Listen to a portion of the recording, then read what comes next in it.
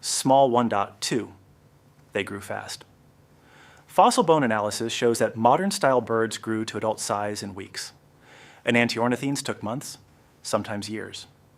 When you're competing for scarce resources in a ruined ecosystem, the bird that reaches reproductive age faster has an enormous advantage.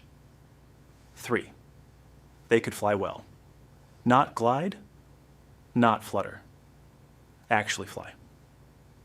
Powered flight let them cover ground quickly, find scattered food sources, and escape predators in an unpredictable landscape. The enantiornithines could fly too, but they were forest specialists. Flight is only an advantage if you can use it in open, devastated terrain. Here's the part that doesn't get talked about enough. Survival wasn't the end of the story, it was the beginning. For roughly 1,000 years after the asteroid, the world was ecological rubble. Forests gone, insects devastated, large animals extinct, but then the dust settled. Literally, the ash cleared, sunlight returned, and the surviving birds found themselves in a world with almost no competition.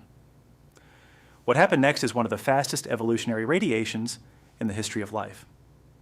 A 2017 study published in PNAS described a tiny fossil bird from New Mexico, Tsidiyajiabini, the Navajo name for little morning bird.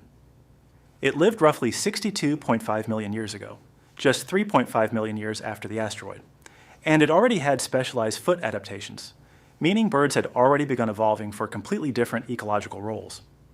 Cornell researcher Jacob Berv and Daniel Field found that the KPG extinction likely caused a temporary acceleration in the rate of genetic evolution itself.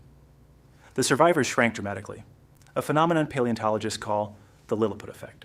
Smaller birds have faster metabolism.